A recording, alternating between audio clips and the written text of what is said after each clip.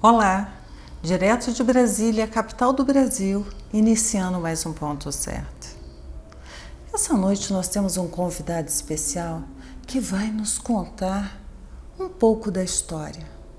Na história da nação judaica.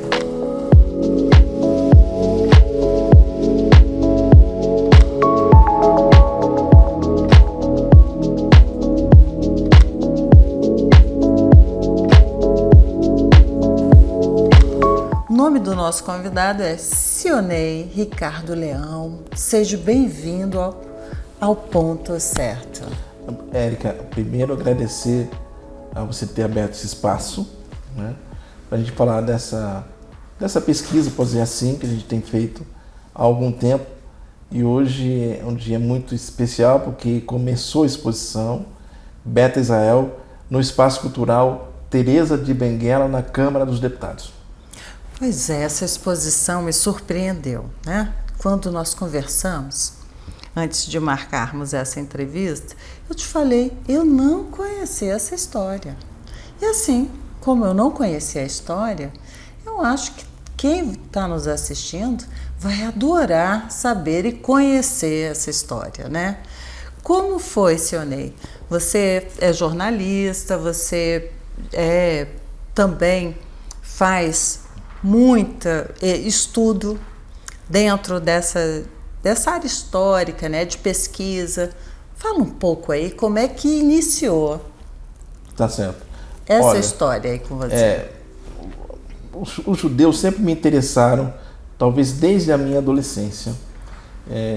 Eu fui do exército muitos anos e na época eu estava para entrar no exército, tinha um filme que passava muito, que é o Resgate em Entebbe, que é uma história de que terroristas sequestraram um avião com vários judeus, levaram para Uganda.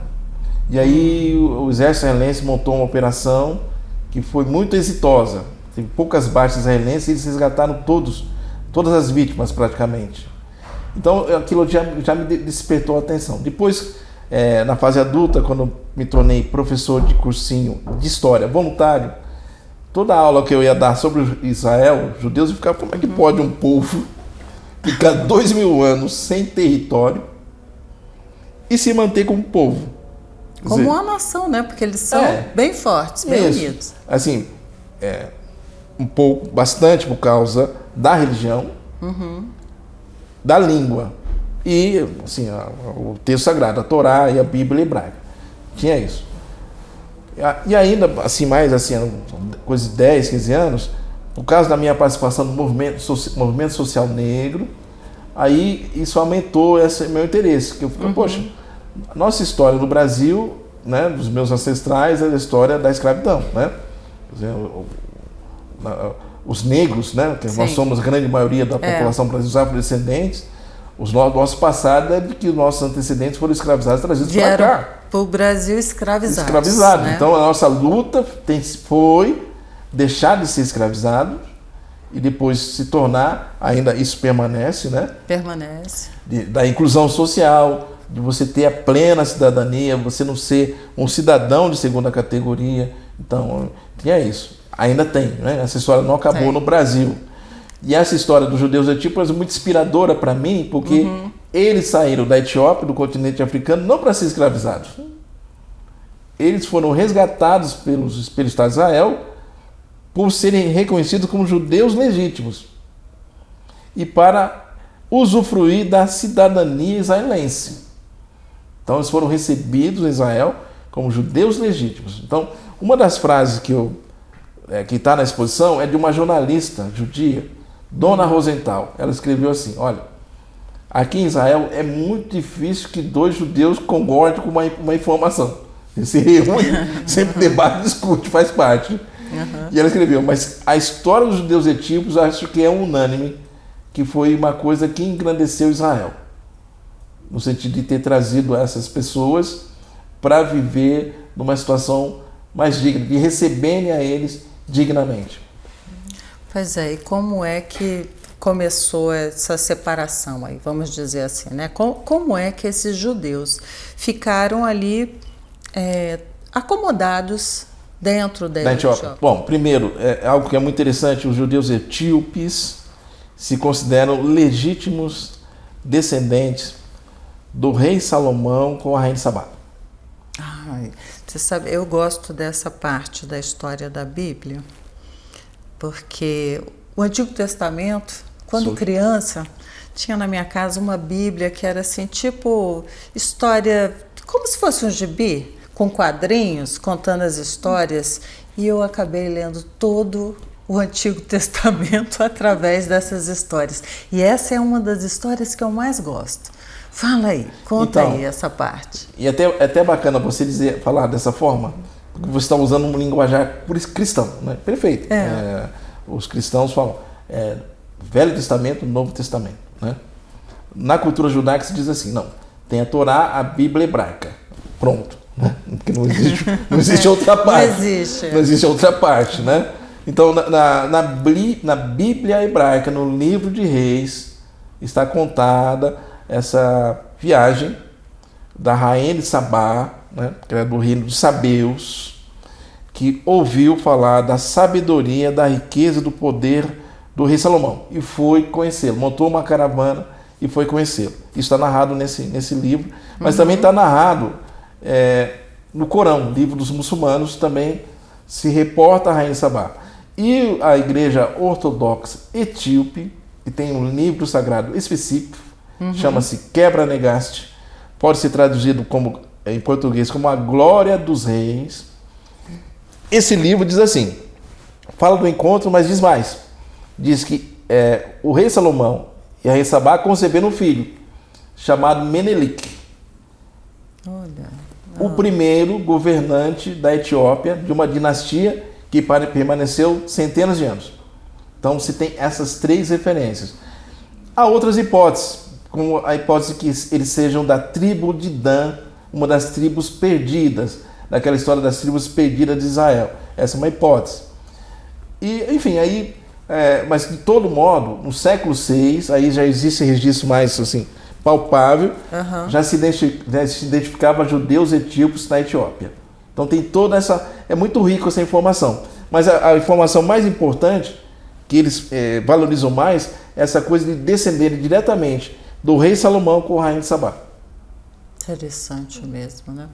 E, Sionei, como é que você começou a preparar essa exposição?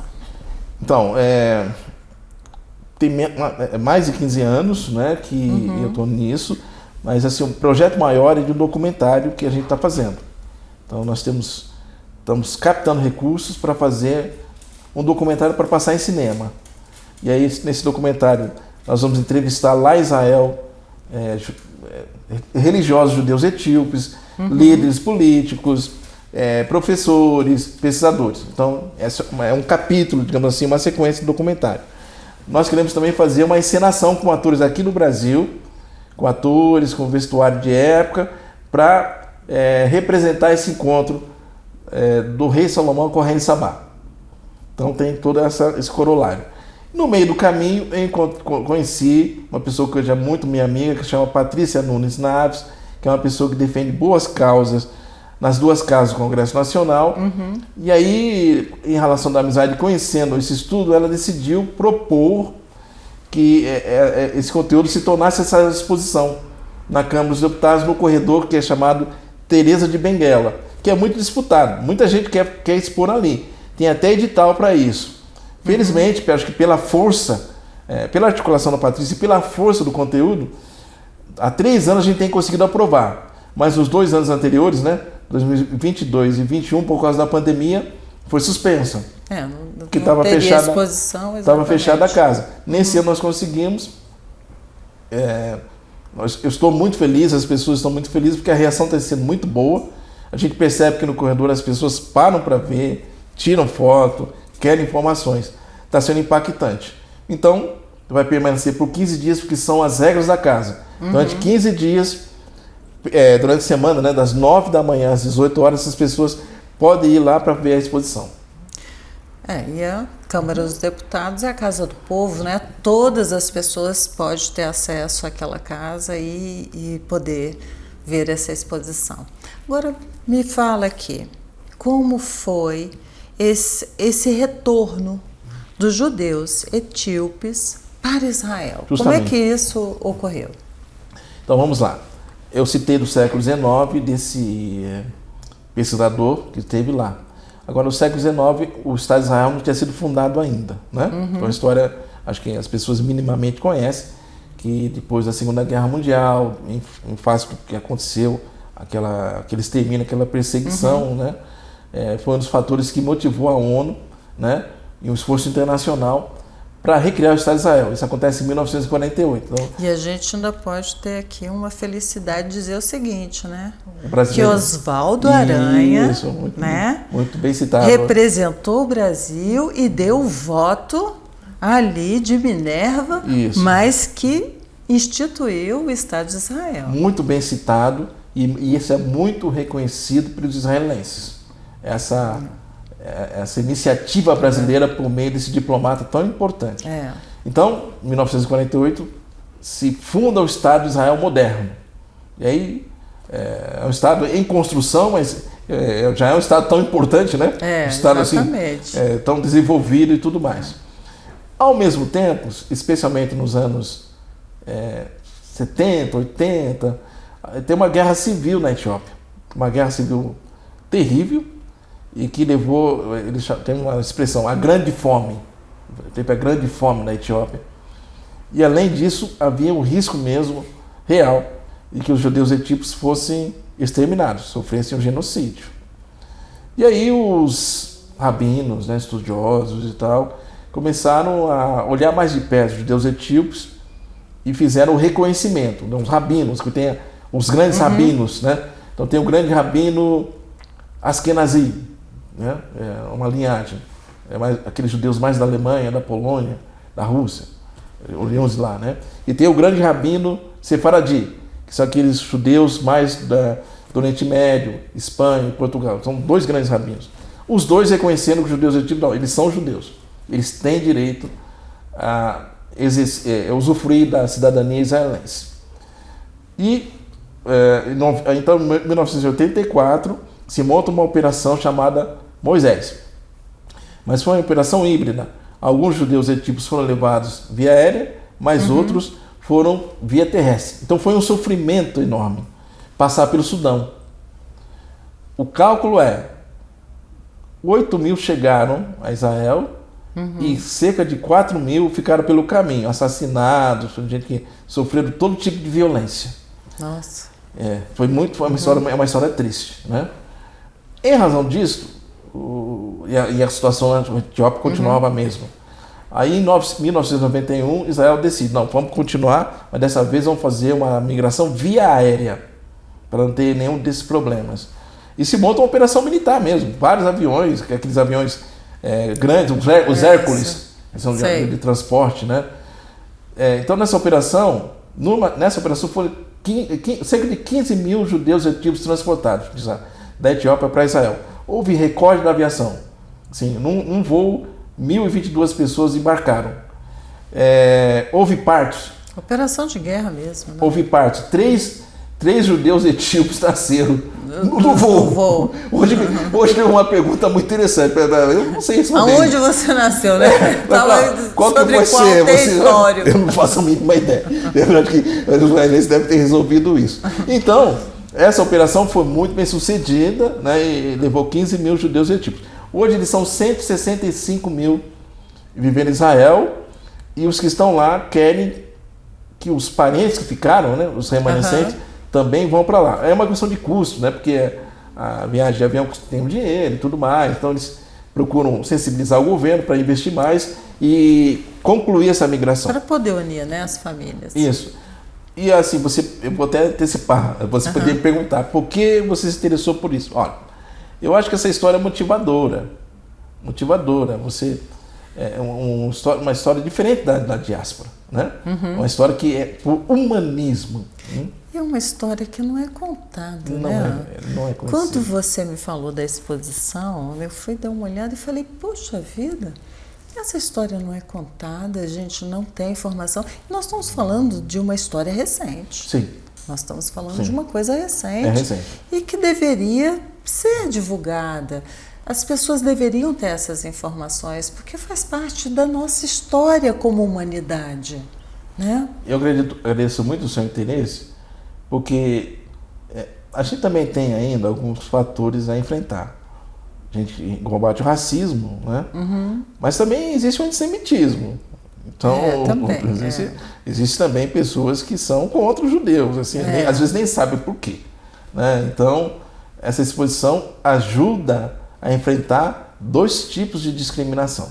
A discriminação contra o negro, se relaciona com o africano, né? Exatamente. E a discriminação contra os judeus. Então, por isso eu me sinto muito feliz com essa iniciativa ter dado certo. Eu acho que é uma contribuição para a história, mas também tem uma contribuição de direitos humanos, de dignidade, e de mostrar que o ser humano é o ser humano em qualquer lugar, né? Nós não somos tão diferentes. Exatamente. E quando a gente fala a respeito de direitos humanos, nós temos que lembrar, né, sempre, que nós fazemos parte desse direito, como seres humanos, e não é uma luta isolada. Essa tem que ser a bandeira de todos os seres humanos que habitam esse planeta, né? Isso. Que é buscar a dignidade, a igualdade. Enfim, nós somos humanos, terrestres, vivemos no planeta Terra, né? Se tivesse uma disputa entre planetas, nós aqui estaríamos todos juntos. Teríamos que nos unir, né? Aqui é a nossa casa, né?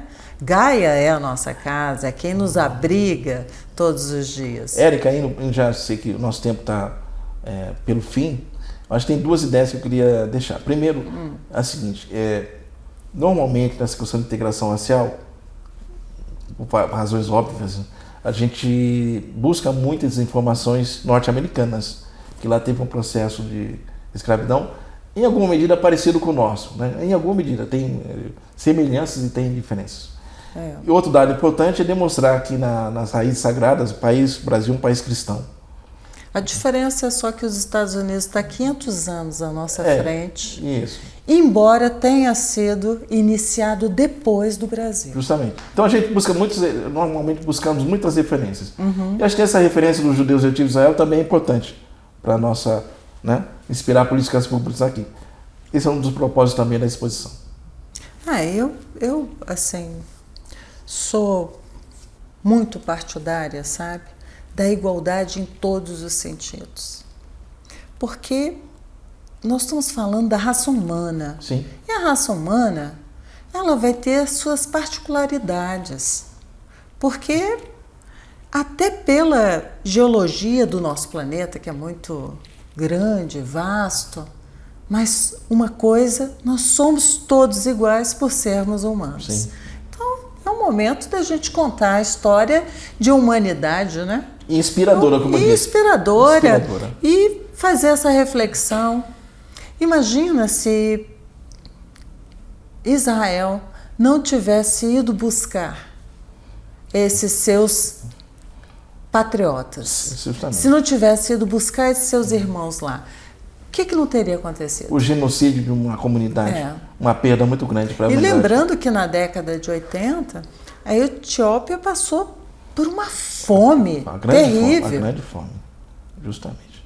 Então, estariam todos mortos. Justamente. Hoje, é como, infelizmente, né, quando a gente vai falar assim, da história de Israel, a gente, por mais que não queira, não tem como esquecer o genocídio que foi praticado, né, por Hitler. Isso. Não foi pela Alemanha, foi por Hitler, né? E seus seguidores. O regime ali. da Alemanha. O regime. E isso deixa a história da humanidade muito triste, pesada, né? Toda vez que ocorre isso, algum tipo de perseguição, a qualquer tipo de nação que seja, né? A gente precisa contar boas histórias. Exatamente. Esse é o nosso propósito.